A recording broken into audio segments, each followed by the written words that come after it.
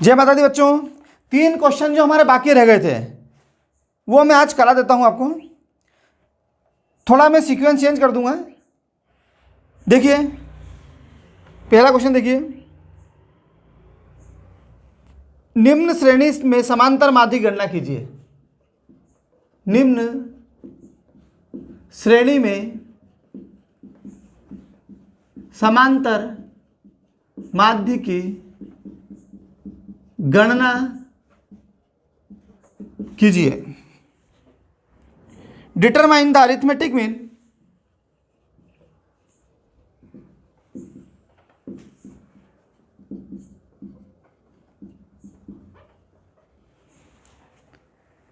in the following series.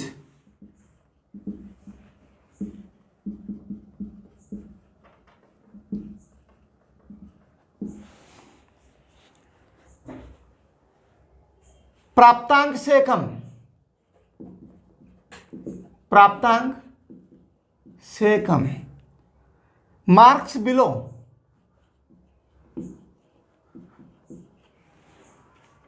10, 20, 30, 40, 50, 60, 70, 80, 10, 20, 30, 40, 50, 60, 70, 80 विद्यार्थियों की संख्या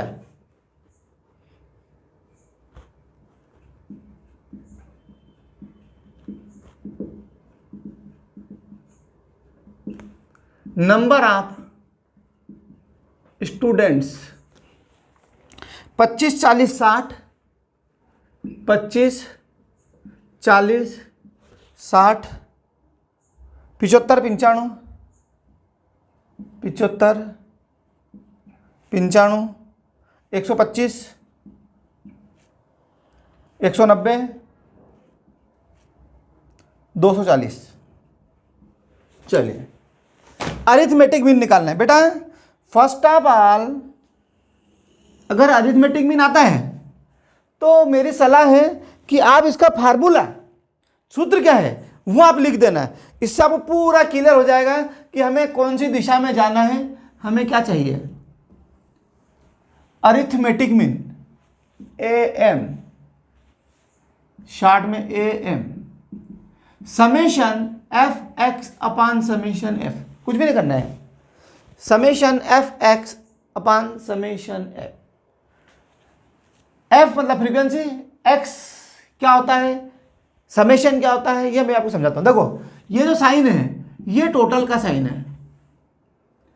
समेशन FX का मतलब क्या है, total of F into x.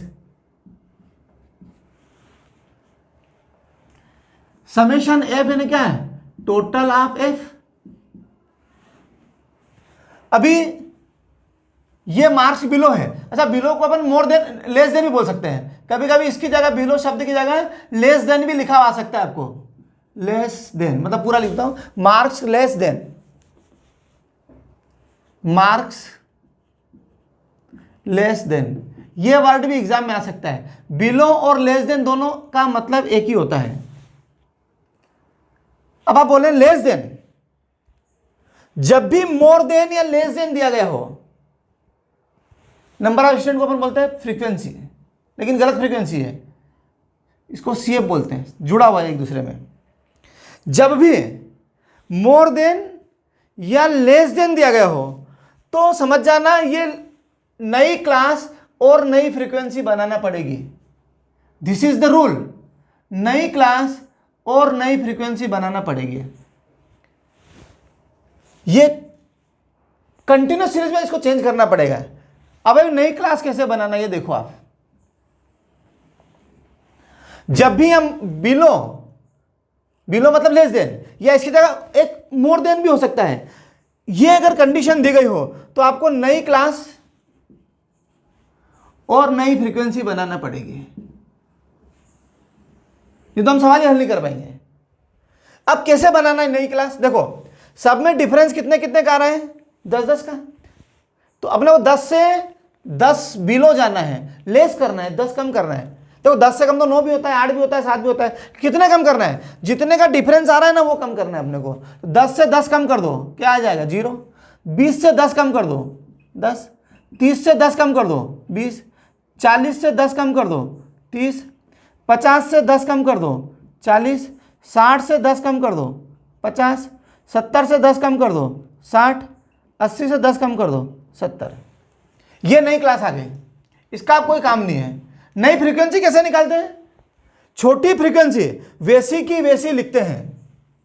छोटी फ्रीक्वेंसी बताओ, छोटी फ्रीक्वेंसी छोटी सी एफ 25 है कि 240 है? 25, तो 25 वैसा का वैसा लिखो। फिर क्रम से बड़ी संख्या बड़ी फ्रीक्वेंसी में से छोटी फ्रीक्वेंसी को घटा दे जाओ। 25 वैसा वैसा लिखना है। फिर 40 में से 25 घटेगा, 60 में से 40 घटेगा, 75 में से 60 घटेगा, 95 में से 75 घटेगा, 125 में से 95 घटेगा, 190 में से 125 घटेगा, 240 में से 190 घटेगा। छोटी फ्रीक्वेंसी 25 वैसी की वैसी लिख दिए। 40 में से 25 घटाओ, कितने बचे? 15। 60 में से 40 घटाओ 20, 75 में से 60 घटाओ 15, 95 में से 75 घटाओ 20, 125 में से 95 घटाओ 30, 190 में से 125 घटाओ, कितना बचा? 10 में से 5 गया तो 5, 8 में से 2 गया तो 6, 65। 240 में से 190 घटाओ, ठीक है। ये जो एफ है ये इसका टोटल समेशन एफ हो जाएगा। समेशन एफ बराबर जोड़ लो 5, 10, 15, 20 की शून्य हासिल लगा 1, 3, 4, 2, 6, 7, 2, 9, 3, 12, 6, 18, 5, 23, 5, 10, 15, 20 की शून्य हासिल लगा 2, 2 और 2 4, 5, 2 7, 8, 2 10, 3 13, 6 19 और 5 24। टैली हो गया, ये लास्ट इसके बराबर होता है, ठीक है। तो बेटा ये एक हो गया समेशन एफ, टोटल एफ कितना हो गया? 240। मतलब सूत्र में ए आ गया समेशन एफ, ए एम बराबर समेशन एफ एक्स बटा समेशन एफ। समेशन एफ पता चल गया कितना? 240। बस केवल एफ एक्स चाहिए अपने को। ये एफ तो है या एक्स नहीं है। अगर इसको एक्स मानेंगे तो ये नाराज हो जाएगा, इसको मानेंगे तो ये नाराज हो जाएगा। हम दोनों की बात छोड़ दें। जैसे अपन कपड़े की दुकान पे गए, दुकानदार ने बोला कि मैं 20 रुपए में सामान दूंगा, एक ये शर्ट दूंगा। इसने बोला हम तो 10 रुपए देंगे, ग्राहक ने बोला, और दोनों इधर वो खींच रहा है मैं 10 दूंगा, वो बोला मैं 20 लूंगा, तो शर्ट ही फट जाएगा। तो अपन क्या करते हैं? दोनों की लड़ाई खत्म करने के लिए 20 की संख्या ले आते हैं। तो ना तो तेरी ना तेरी, मिड वैल्यू से अपन प्रॉब्लम हल कर लेते हैं। Mid value is called x. Mid value क्या कहलाता है? एक्स कहलाता है। 0 और 10 के बीच में क्या आता है? 5। अगर आपको पता नहीं हो तो दोनों को जोड़ के आधा कर दो। 10 और 0 10, 10 का आधा 5, 20 और 10 30, 30 का आधा 15, 30 और फिर 50, 50 का आधा देखो 5, 15, 25। तो निश्चित रूप से यहाँ 35 होगा, या 45 होगा, या 55 होगा, या 65 होगा, या 75 होगा। टैली कर लो, 8 7 15, 150, 150 का आधा 75। ये एफ हो गया, सॉरी एक्स हो गया। और ये क्या है? एफ। हमें क्या चाहिए? एफ एक्स चाहिए। तो एफ और एक्स का मल्टीप्लाई कर दो, क्या आ जाएगा? F x. जैसे एफ एक्स आएगा हम उसका समेशन कर देंगे, टोटल कर देंगे। तो बेटा एफ ये रहा और एक्स ये रहा, गुणा करो 25 पंजे 5 × 25 125, 15 15 225, 25 दूना 50 500, 15 × 35, 15 पंजे 75 का 5 हासिल लगे 7, 15 दिया 45 और 7 52, 45 दूना 90 900, 55 दिया 0 की 0, 3 पंजे 15 का 5 हासिल लगे 1, 3 पंजे 15 और 1 16। सही किया? जल्दी बोलो। 0 की 0 आ गए, 3 पंजे 15 हासिल लगे 1, 3 पंजे 15 और 1 16। सही है। 65 × 65 कैलकुलेटर चला लो। 65 × 65 कितना आएगा? 65 × 65। दे बेटा कैलकुलेटर निकाल इसमें। 65 × 65, 65 × 65 करो। 65 × 65 इधर कर देता हूँ।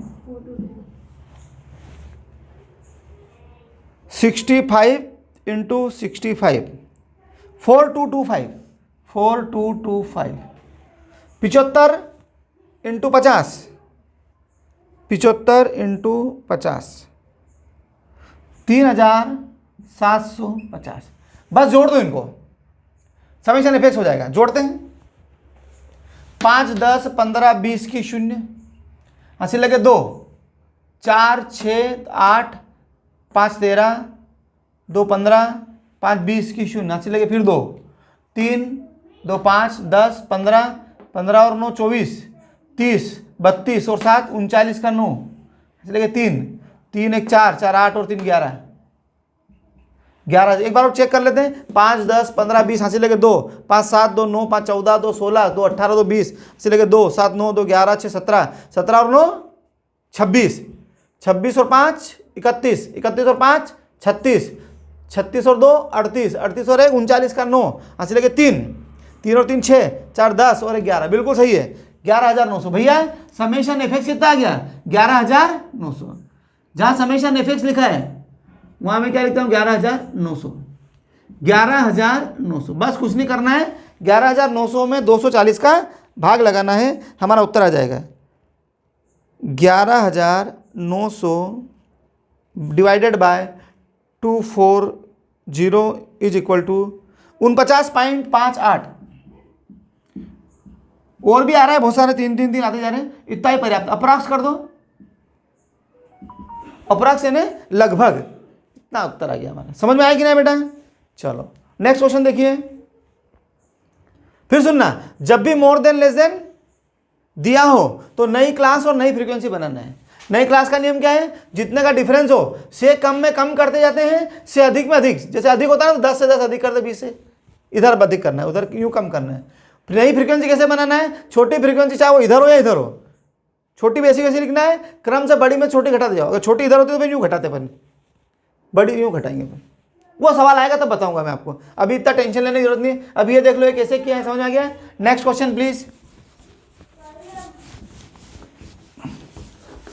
ये आज हमारा खत्म हो जाएगा 2019 के सारे पेपर, सारे क्वेश्चंस।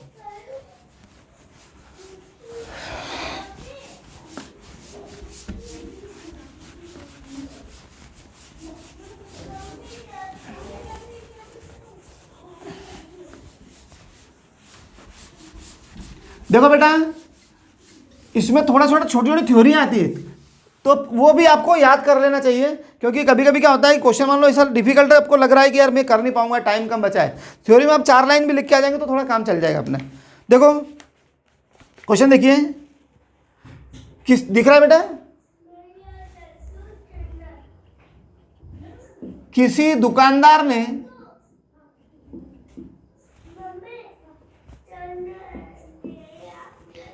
एक घोड़ा एवं गाड़ी, एक घोड़ा एवं एक गाड़ी रुपए 1800 में क्रय किया। उसने घोड़े को 20% के लाभ पर, उसने घोड़े को, दिख रहा है बेटा, घोड़े को 20%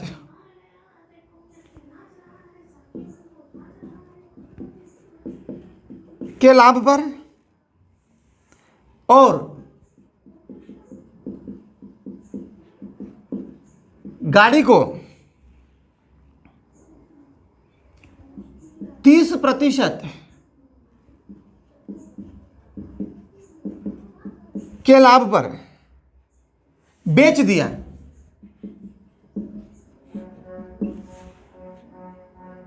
यदि उसका लाभ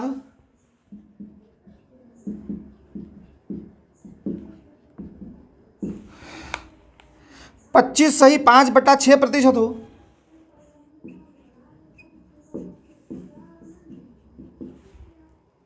तो घोड़े की कीमत बताओ।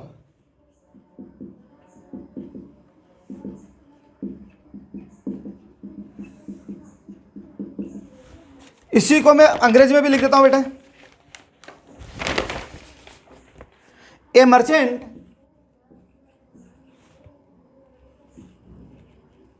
मतलब मर्चेंट यानी व्यापारी, परचेज्ड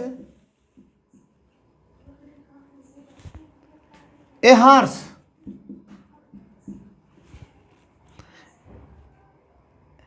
एंड कार्ट, हार्ट यानी घोड़ा, कार्ट यानी गाड़ी, for rupees 1800 he sold the horse at 20% profit and the cart at 30% profit. His total profit was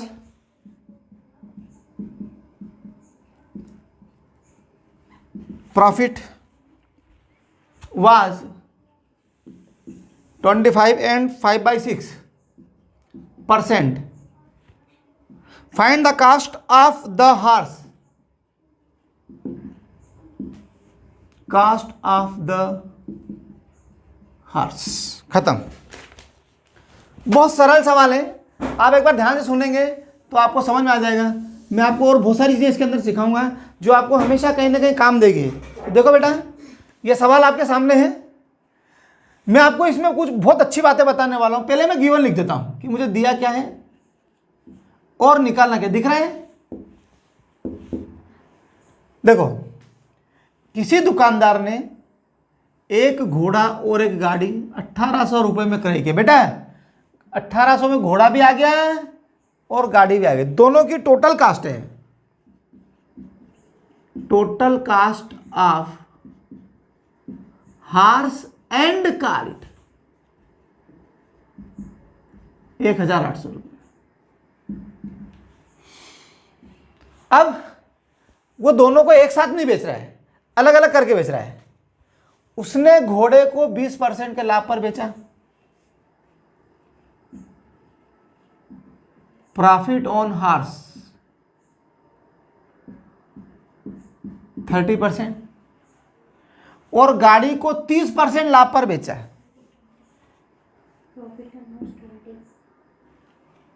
घोड़े को 30%, सॉरी 20%, और गाड़ी को 30%। Profit on cart. अब जब उसने बाद में देखा तो उसको दोनों पर मतलब इकट्ठे अलग अलग बेच दिया, फिर घर जाके जोड़ने लगा क्या, देखो इकट्ठा मेरे को कितना मुनाफा हुआ। तो उसने देखा कि दोनों का जो टोटल आया और उसने निकाला तो वो 25.56% था टोटल प्रॉफिट। काय पर? On horse and cart.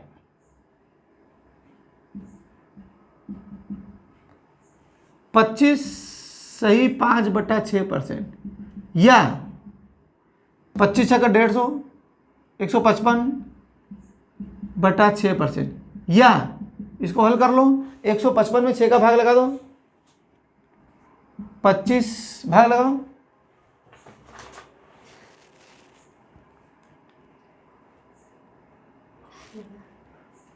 155/6, 25.8333%। तो घोड़े की कीमत बताओ, क्या पूछा है? कास्ट ऑफ हॉर्स, मतलब दोनों की जो इकट्ठी कास्ट है उसमें से घोड़े की कास्ट आपको अलग करना है। अभी करते हैं, बहुत इजी है, पर मैं थोड़ा सा आपको समझाना चाहूंगा, गणित के कुछ रूल्स बताना चाहूंगा। देखो बेटा, कभी भी ध्यान रखना, जैसे मैं बोलूं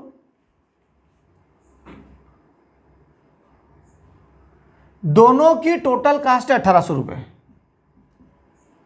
टोटल कास्ट, हार्स भी आ गया, कार्ट भी आ गया। उसमें से अगर एक की मालूम पड़ जाए, हार्स की, तो बची हुई किसकी हो जाएगी? कार्ट की। अगर मैं ऐसे मन से मान लूं कि इसकी 1000 कास्ट है, बताओ इसकी कितनी हो जाएगी? 1800 में से इसकी 1000 हो गई तो बची इसकी 800। कैसे आई है? 1800 माइनस 1000, इसमें से घटा दिया तो ये आ गया। मान लो इसकी मैं 1200 मान लो, तो 1800 में से 1200 इसकी हो गई तो बच्ची 600। कैसे आया है? 1800 माइनस 1200। मान लो मैं इसकी 1500 मान लूँ, तो उसी कितनी आ जाएगी? 1800 में से 1500 घटा दो।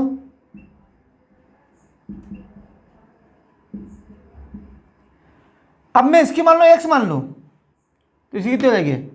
1800 माइनस एक्स, बस 1800 में घटाओ, 1799 एक्स मत कर देना, ये 1800 माइनस एक्स ही रहेगा। ये नियम याद रखना बेटा। एक तो ये क्या नियम है, ये जरा सुन लो, हमेशा याद रखना है। जैसे 1800 माइनस एक्स होगा तो मान यही रहेगा, 1800 प्लस एक्स रहेगा तो मान यही रहेगा, 1800 प्लस एक्स रहेगा। लेकिन 1800 इंटू एक्स अगर हुआ तो ये 1800 एक्स हो जाएगा। इसका मतलब क्या हुआ? प्लस और माइनस में अचर और चर संख्या अलग अलग रहती है, प्लस और माइनस में ज्ञात और अज्ञात संख्या अलग अलग रहती है, पर अगर गुणा होता है तो ज्ञात और अज्ञात दोनों एक हो जाती हैं। एक नियम तो याद रखना है, ये वाला। एक और नियम याद रखना है, जैसे केवल एक्स लिखा हुआ है तो इसका मतलब यह मानना कि ये एक एक्स है, लिखते नहीं है एक, पर यह मानना है कि ये एक एक्स ही है। अब आप बोले सर इसको ऐसा क्यों मानते हैं? देखो जैसे एक एक्स है, उसमें मैं जोड़ूंगा 0.2x, तो ये एक एक्स है और ये 0.2x है, तो ये हो जाएगा 1.2x। इसको एक मानेंगे तभी तो 0.2 जुड़ेगा। जैसे अगर ये लिखा है x प्लस 0.4x, तो ये हो जाएगा, ये एक है और ये 0.4 है, तो 1.4x हो जाएगा। ठीक है बेटा, तो ये एक मान लें, इसको अंडरस्टूड है। दूसरी बात, एक चीज और समझाता हूं मैं आपको। जैसे ऐसा लिखा है 8000 गुणित 200/100, काय का साइन है, बीच में मल्टीप्लाई का है, तो इन दो जीरो से ये दो जीरो कटेगी। लेकिन अगर ये मल्टीप्लाई का साइन नहीं है, 8000 प्लस 200/100 है, तब क्या होगा? ये फिर ये ना इसमें भी भाग जाएगा और इसमें भी भाग जाएगा। प्लस है तो मतलब ये 8000 का भी बटा 100 है और 200 का भी बटा 100 है। देखो मैं इसको टैली करके बताता हूँ, मजा आएगा आपको। एक इससे ये 2 जीरो से ये भी 2 जीरो कट गई, इसी 2 जीरो से ये भी 2 जीरो कट गए, उत्तर आया ये 80 प्लस 2 बराबर 82। टैली करके बताता हूँ, 8000 प्लस 200/100, 8200 बाकी नहीं हुआ, ये बटा क्या हुआ 100। अब कितना बचा है? 82। समझ आएगी ना? तो इसका मतलब ये हुआ कि अगर मल्टीप्लाई है तो ये 2100 रहेगा, और प्लस या माइनस हो गया तो ये 2 बचेगा 100 हो जाएगा। फिर सुनो बेटा, ये बड़ा चमत्कारिक सूत्र है ये। 8000 प्लस 500 ये बटा 100 है, तो इसका मतलब ये 8000 का भी बटा है, वो 500 का भी बटा है, मतलब इसमें भी 100 का भाग जाएगा और इसमें भी 100 का भाग जाएगा। और अगर ये ऐसा होता 8000 गुणित 500/100, तो इन दोनों का बटा है ये एक ही है। फिर तो यहाँ ऐसे कटेगा, ये 2 जीरो से 2 जीरो कट गए, बस कुछ नहीं आया है। 8000 इंटू 5 40,000। लेकिन यहाँ क्या होगा मालूम है? 2 जीरो है ना, तो इसकी भी 2 जीरो उड़ा देगा, इसकी भी 2 जीरो उड़ा देगा। ये मतलब ये इसका भी बटा है और इसका भी बटा है, ये ऐसे चलेगा। ये 8000 का भी बटा 100 है, प्लस 500 का भी बटा 100 है, मतलब ये ऐसे होगा। 80 और 5 कितने हो गए? 85। तो मैं यूं ही कर दूं डायरेक्ट, इससे भी 2 जीरो कट गई और ये 2 से ये भी 2 जीरो कट गई। 80 और 5 कितने हो गए? 85। ये 85 आ गए। समझ आएगी ना? तो बस ये याद रखना, गुना हो तो केवल एक ही बार कटेगा, और नीचे प्लस या माइनस हो तो ये इसका भी बटा है और इसका भी बटा है, तो डबल कटेगा। ये नियम बच्चों को थोड़ा सा कम याद रहता है, अब आपको कभी भी गलती नहीं होगी। चलो यहाँ काम आएगा अपने को। अब मैं सवाल कर रहा हूँ, कास्ट ऑफ हार्स पूछिए। हाँ, टोटल कास्ट दे रखी है अपने को 1800, total cost of horse and cart.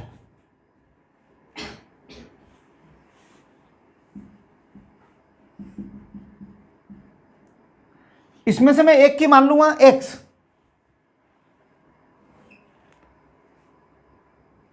किसकी मान लूं, हार्स के।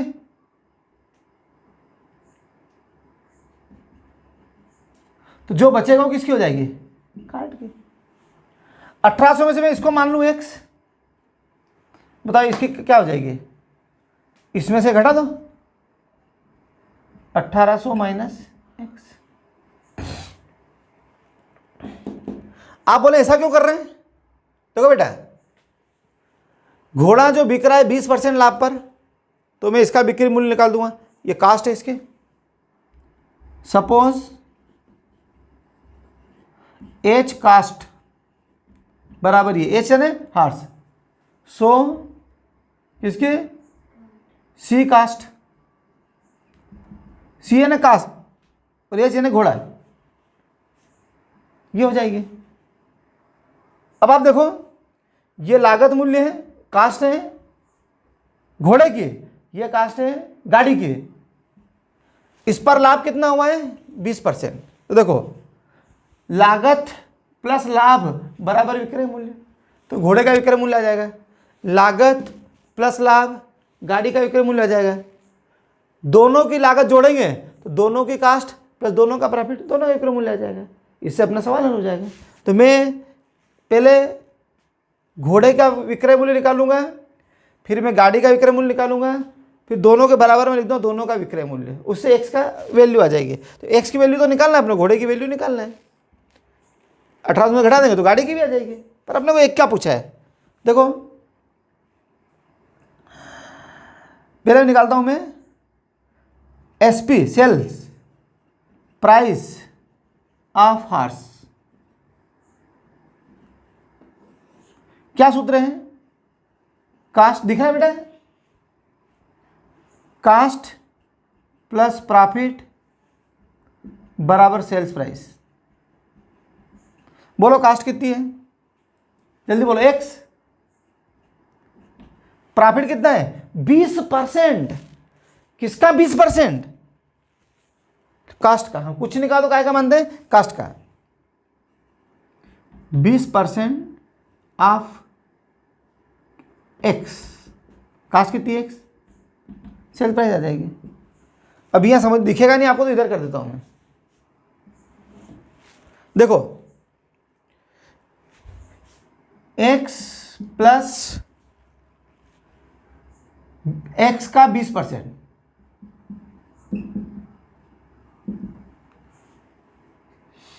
बीस में 100 का भाग लगा दो, एक्स प्लस 20 में 100 का भाग लगा ना बेटा, 20/100। कैलकुलेटर चला, 20/100 0.2।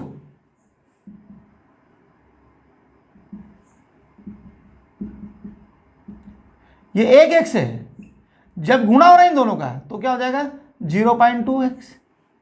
एक एक्स और 0.2x बराबर कितना हो जाएगा 1.2x। ये किसकी विक्रय मूल्य आ गया, सेल प्राइस आ गई है, घोड़े की सेल प्राइस आ गई ना। अब अपन किसका निकालते हैं, सेल प्राइस ऑफ कार्ट,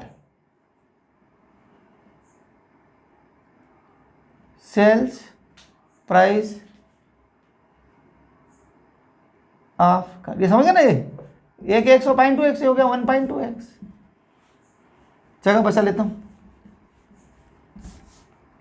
अब चाहिए sales price of cart, formula क्या है, ये कास्ट प्लस प्रॉफिट बराबर sales price, cost plus profit is equal to sales price.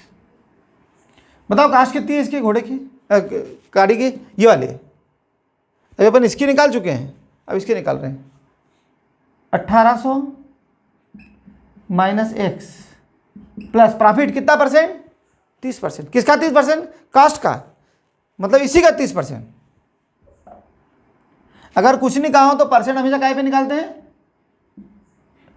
On caste. नियम ही बेटा ये,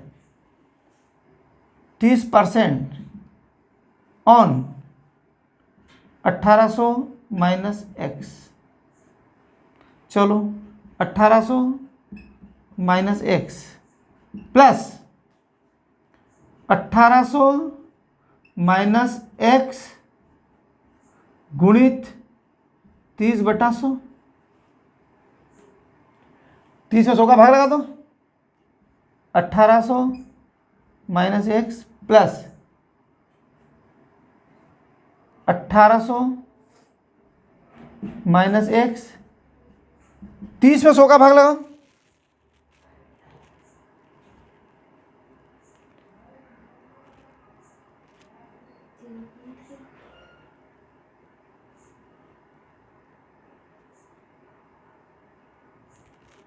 30/100 0.3। 0.3 इसमें भी गुणा होगा और इसमें भी गुणा होगा, तो ये हो जाएगा 1800 माइनस एक्स प्लस 0.3 का इसमें करो,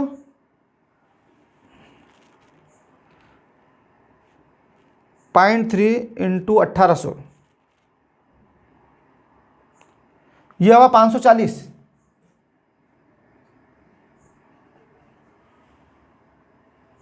और ये हुआ 0.3x। 1800 इंटू 0.3 बिल्कुल 540। और इसको कोष्टक के बाहर कर देते हैं।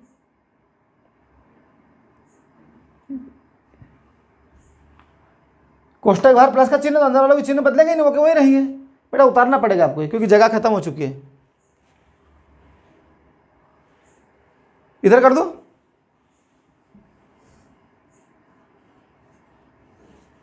$1800 दिख रहा है, minus x plus 540 minus 0.3x। ये प्लस का और ये प्लस का जुड़ जाएगा। 18 और 5 23, 140। ये भी माइनस का जुड़ जाएगा, लेकिन चिन्ह माइनस का रहेगा। ये एक एक्स है और 0.3x है, तो हो जाएगा 1.3x। ये बेटा हुआ घोड़े का विक्रय मूल्य, ये हुआ गाड़ी का विक्रय मूल्य। अब दोनों को जोड़ेंगे तो कुल विक्रय मूल्य आ जाएगा। कुल विक्रय मूल्य कैसे निकालेंगे? दोनों की टोटल कास्ट ये है और दोनों का प्रॉफिट ये है, उससे आ जाएगा। कैसे निकालेंगे? अब मैं sales price of horse and cart दोनों का है, sale price of horse and cart, तो total cost plus total profit बराबर टोटल एसपी। दिख नहीं जगह,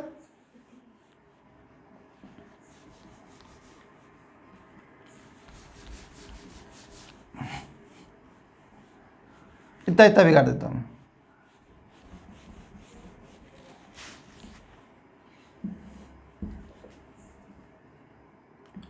total cost plus total profit बराबर total sales price. Total cost है दोनों के 1800, टोटल प्रॉफिट कितना है? 25.833 परसेंट। आप काय पे निकालते कास्ट पे? 1800 बराबर आ जाएगा 1800 प्लस 1800 का 25.833 निकाल लो बटा 100।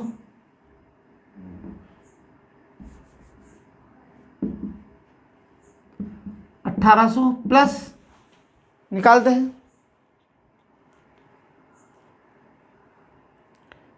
1800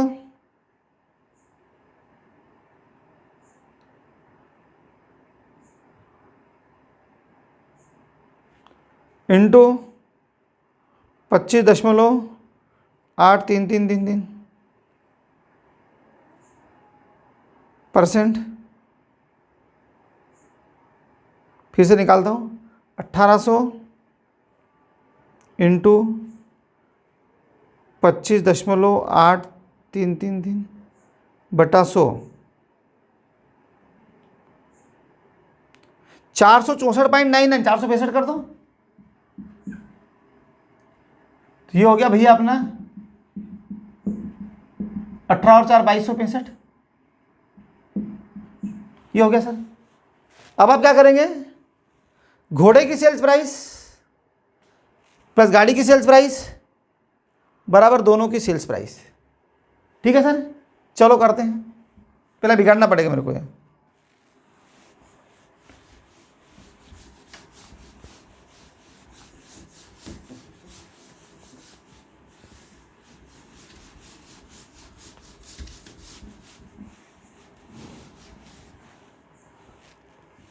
देखो SP of horse plus SP of cart बराबर एसपी ऑफ बोथ, दोनों के। एसपी ऑफ हॉर्स कितना है जरा देखो ऊपर, मैंने तो बिगाड़ दिया है, आप बताना कितने थे। 1.2x था, सही है। एसपी ऑफ कार्ड कितना था, हाँ ये कितना था, जल्दी बोलो। 2340 माइनस 1.3x और दोनों की एसपी कितनी है 2200। तो हल करना है इसको अपने को, क्या कैसे हल करेंगे इसको, अपन उधर ले जाते हैं। देखो 1.2x है और ये 1.3, दोनों बीच में क्या चिन्ह माइनस का। 1 रुपये 20 पैसे में से 1 रुपये 30 पैसे गए, तो माइनस के 10 पैसे बचे।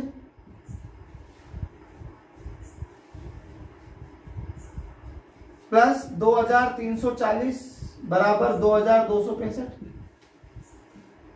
माइनस 0.1x बराबर 2265 माइनस 2340 0.1x माइनस का, ये बड़ी संख्या माइनस की तो माइनस का आएगा, घटाओ जरा इसको।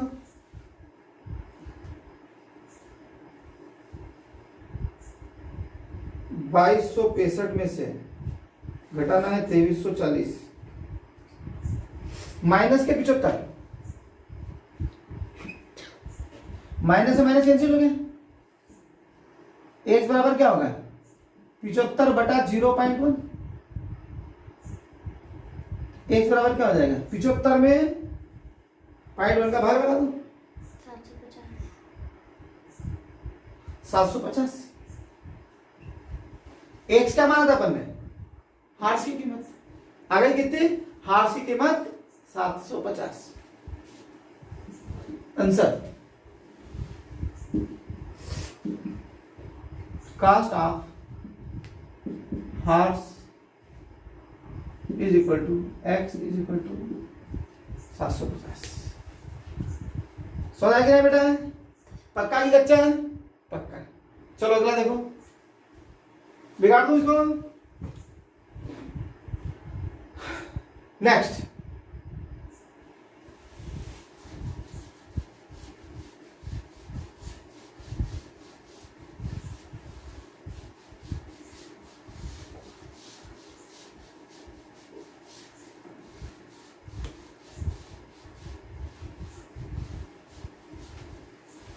ये थोड़ा सा सवाल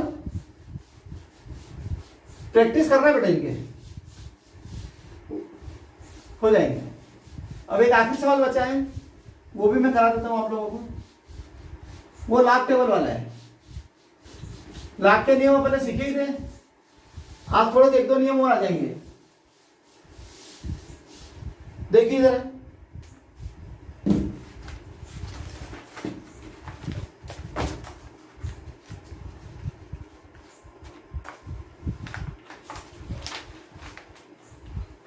क्वेश्चन ये है बेटा, सरल करो, दिख रहा है बोर्ड पे, सरल करो, सिंप्लीफाई।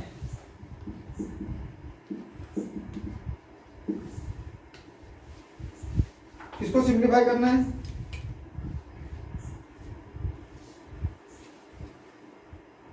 √3 102.5 इंटू 0.0025 की पावर 4 बटा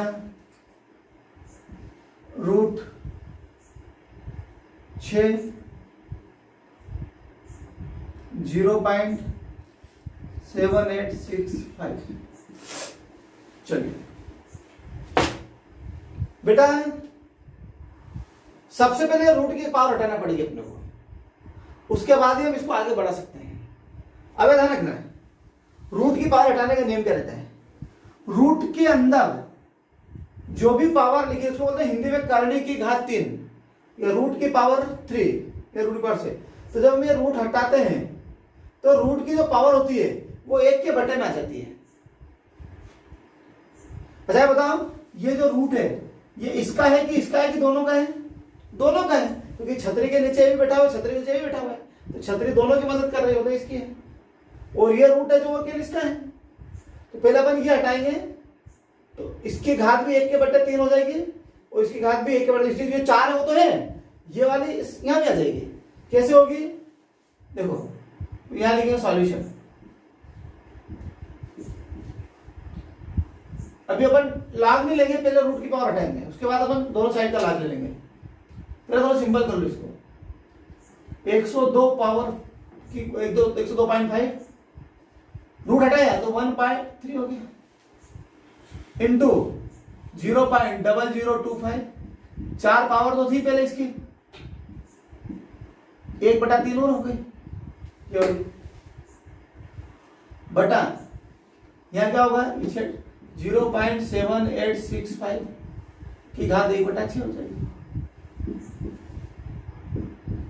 102.5 की पावर 1/3 इंटू 0.0025। बेटा इसका बटा कुछ कितना नहीं है, घात की भी घात हो तो उसका गुना हो जाता है। 4 एकम 4, 3 एकम 3, ऊपर ऊपर गुणा, नीचे नीचे गुणा बटा 0.7865 पावर 1/6। अब नियम सुनो, गुणा वाली संख्याओं का लाग जुड़ जाता है और भाग वाली संख्याओं का लाग घट जाता है। लेकिन एक बात ध्यान रखना, जो घात होती है वो आगे आ जाती है, लाग हम बड़ी इस संख्या का लेते हैं। पावर जो भी होती है वो हमेशा आगे आ जाती है, पावर का कभी भी लाग नहीं लेते हैं। मतलब ये देखो, take the log of both sides है ना, इसको आप x बराबर मान लो।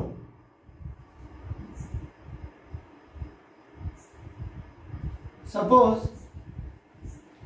x बराबर पूरा सवाल है, पूरा सवाल बोलो। 102.5 की पावर 1/3 इंटू 0.0025 की पावर 4/3 बाय 0.7865 पावर 1/6। अब टेक इस पर इसका भी लाग ले लो, इसका भी लाग ले लो। x का लाग लेंगे तो क्या हो जाएगा? वो लाग x। अब इसका लाग लो तो पावर आगे आ जाएगी, 1/3 किसका आ जाएगा? आगे आ गया। लाग किसका लेंगे? 102.5 गुणा का ही चेंज हो जाएगा प्लस में, पावर आगे आ गई 4/3। लाभ किसका लेंगे? इसका 0.0025। ये चूंकि बटे में है, गुणा प्लस में चेंज होता है तो भाग का में चेंज हो जाएगा माइनस में, 1/6 आगे आ गया। लाभ किसका लेंगे?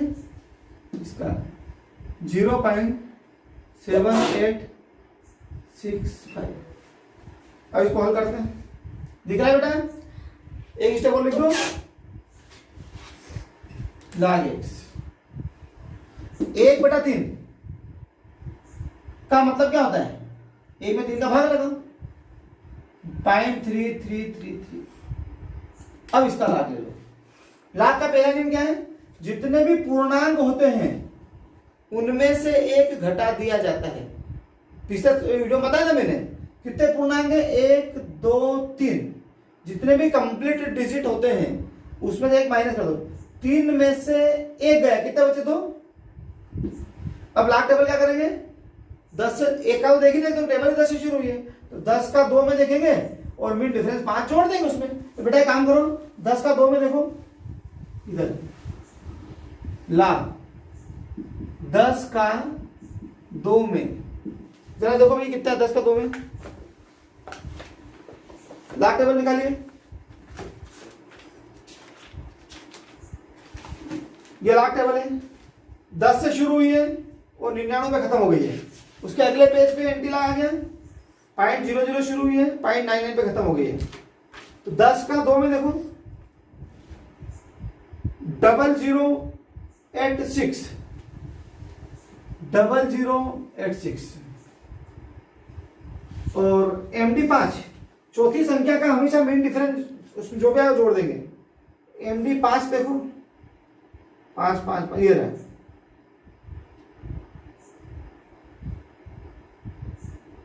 21 इसमें जोड़ दो। 6 7 8 2 10 80 लगे 0107, ये इसका लाभ हो गया 0107। 4 में 3 का भाग लगा, 4/3।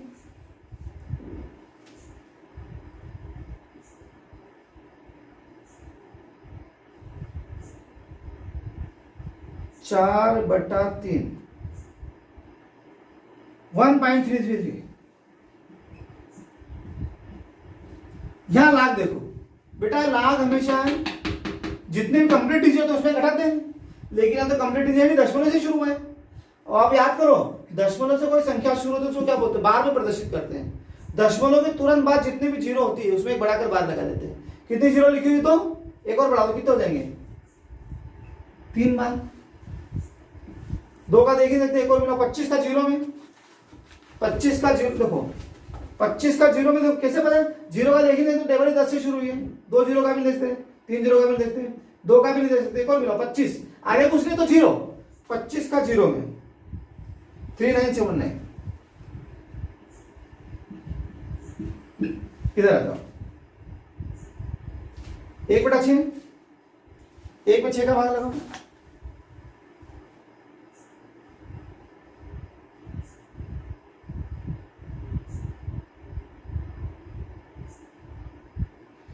0.1667।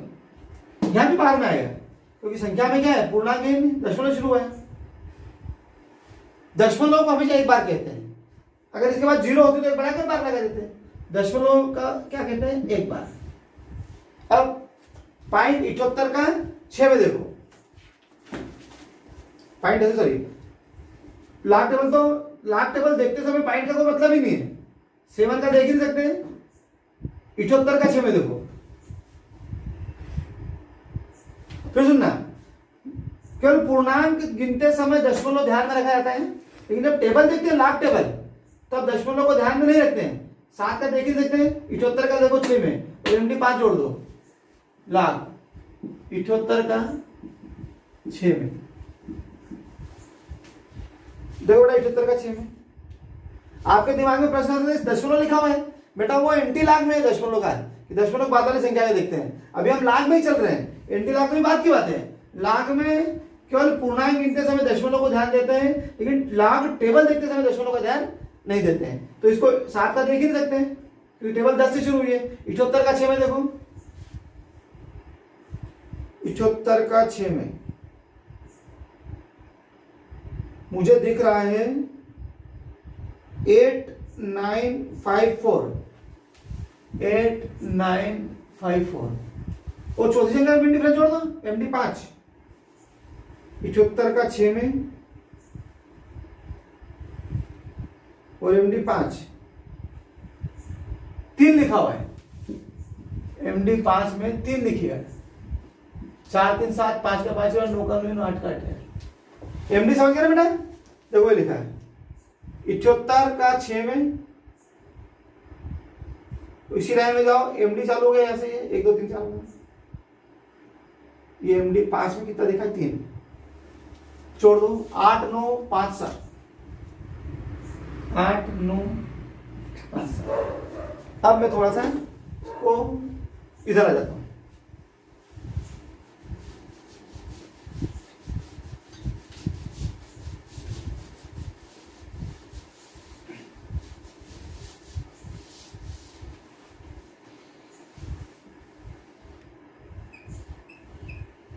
देखो बेटा,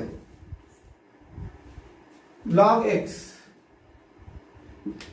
बराबर इसका इसमें गुणा हो जाएगा, कर देते गुणा, लेकिन याद ध्यान रखना ये माइनस का है, ये प्लस का है, जिसके ऊपर बार लगा रहता है वो माइनस का होता है, जिसके ऊपर बार लगा रहता है वो प्लस का रहता है। इधर ये माइनस का है, ये प्लस का है, मेरा बताया था बार में क्या है, जिसके ऊपर बार लगा रहता है वो माइनस होता है, जिसके पास बार नहीं लगा वो प्लस का होता है। तो इसका गुणा इसमें भी होगा और इसमें भी होगा, ऐसे ही इसका गुणा इसमें भी होगा और इसमें भी होगा। कैसे होगा अभी बताता हूं आपको। log x बराबर, इसका तो दोनों में जाएगा, क्या होगा इसका बताओ जरा,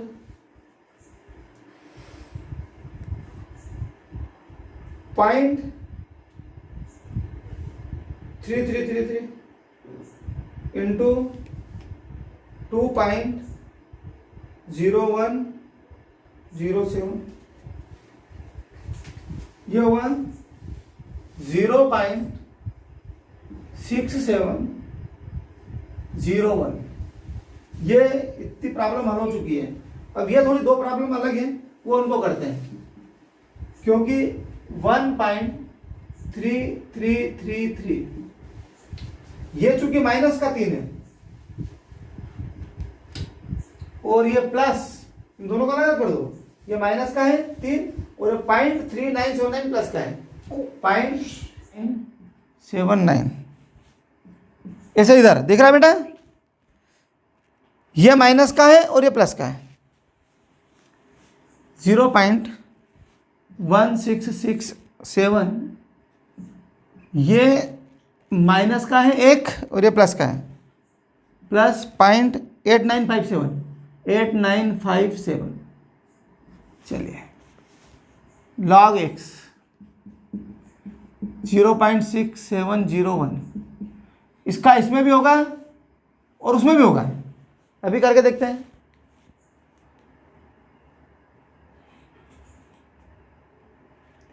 one 1.333 into 3 is equal to 3.999 आता तो अपन 4 कर सकते हैं इसको, काय का 4 माइनस का 4 प्लस 1.3333 इंटू 0.3979 0.5305। अब ये माइनस का है तो अंदर वालों के साइन क्या हो जाएंगे, बदल जाएंगे, माइनस का माइनस करोगे तो क्या हो जाएगा, प्लस हो जाएगा। समझ आएगी नहीं बेटा, देखो ये प्लस का था तो इसका गुणा हो तो प्लस का तो चिन्ह होके वही रहेंगे, लेकिन अगर माइनस का चिन्ह होता है तो अंदर वालों के चिन्ह बदल जाते हैं। तो ये क्या हो जाएगा, प्लस इसका 1 में करो तो वही संख्या आ जाएगी 0.1667 और माइनस प्लस क्या हो जाएगा, माइनस, उसमें भी कर दो।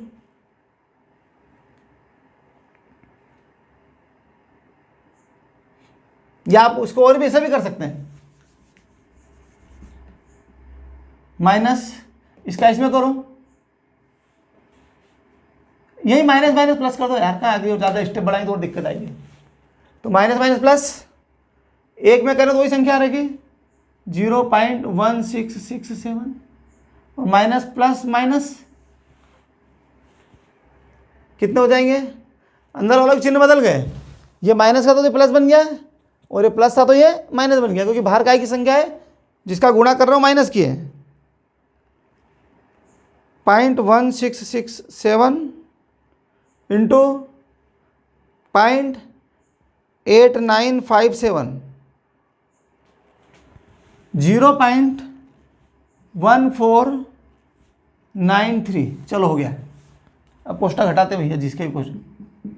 0.6701 प्लस माइनस माइनस 4 प्लस बाहर तो वही संख्या रहेगी 0.305 प्लस 0.1667 माइनस 0.1493।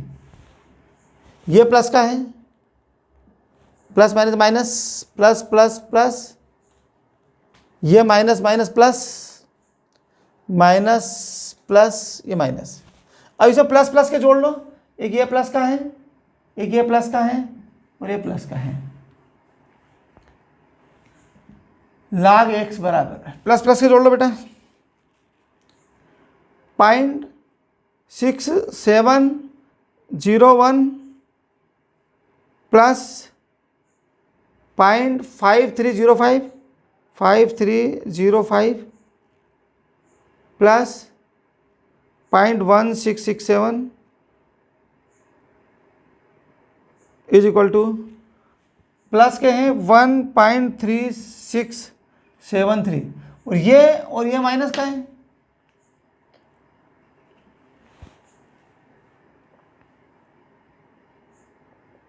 कितने हो जाएंगे माइनस के 4.1493। ये 4 है और ये इतना और जुड़ जाएगा तो ये जाएगा। अभी भी आप देखो बड़ी संख्या काय की है, माइनस की है। 1.3673 माइनस 4.1493। फिर से कर देता हूँ बेटा 1.3673 माइनस 4.1493 माइनस 2.782। लाख बराबर से उधर का क्या बन गया, एंटी लाख माइनस 2.782। याद करो एंटी लाख कभी भी माइनस वाली संख्या का नहीं ले सकते हैं। ये भी माइनस है और ये भी माइनस है। अगर आगे माइनस का चिन्ह लगाओ तो ये भी माइनस है, ये भी माइनस। अगर बाहर होता ना तो ये माइनस और ये प्लस होता है। अब आप बताओ क्या करेंगे, इसका मतलब ये हुआ पिछले वीडियो में कराया था अपन ने, ये भी माइनस का है, 782 भी माइनस का है। तो जब तक दशमलव के बाद की संख्या धनात्मक नहीं बनेगी तब तक अपन इसको एंटी लाख देख ही नहीं सकते हैं। तो उसके लिए क्या करना पड़ता है, याद करो -1 + 1 का नियम लागू होता है। दशमलव के तुरंत पहले -1 + 1 लिख देता है। दशमलव के तुरंत पहले लिख दो -1 + 1 करने पर मतलब ये ऐसा हो जाएगा -2 -1 + 1 -0.782। इसको इधर कनेक्ट कर दो, इसका इधर कनेक्ट कर दो। x बराबर हमेशा -1 इधर कनेक्ट होता है, +1 उधर कनेक्ट। ये नियम है सर, ये आपको ऐसा ही रखना पड़ेगा। तो -2 और -1 कितना हो गया, -3। अभी 1 रुपया धन का है और ये माइनस का 78 पैसे। तो 1 रुपये में से 78 पैसे आएंगे तो काय का बचेगा, प्लस का। 1 में से घटा दो 0.782, 1 - 0.782 0.218। ये आ गया बेटा अपना दशमलव के बाद की संख्या प्लस में। अब आराम से एंटी लाख देखो 0.21 का 8 में, 0.21 का 8 में एंटी लाख देखना बेटा, क्योंकि यहाँ एंटी लाख लिखा हुआ है। एंटी लाख हमेशा दशमलव के बाद की संख्या का देखा जाता है। चलो एंटी लाख देखते हैं। 0.21 ये रहा, 0.21 का 8 में 16 52, चौथी संख्या है नहीं जो मिनट डिफरेंस देंगे अपन, 16 52। एंटीलॉग देखने के बाद, अब एंटीलॉग देख लिया ना, अब एंटीलॉग शब्द लिखने की जरूरत नहीं है। एंटीलॉग देखने के बाद दशमलव के पहले जो भी लिखा रहता है, क्या लिखा हुआ है, -3, इसमें एक जोड़ना है, कितना आया, -2, -3 + 1 क्या हो गया, -2।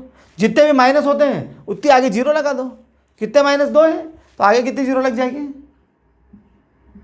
ये हो गया अपना आंसर 0.001652। समझ आएगी नहीं बेटा, इसको अच्छे प्रैक्टिस करते रहिए। और जब मैं सारे नियम एक बार फिर समझाऊंगा, जब मैं आपको लाख का पूरा सवाल कराऊंगा, तो ये अभी मैंने आपको -1 + 1 के बारे में थोड़ा एक ही सवाल के लिए बहुत फास्ट समझा दिया है।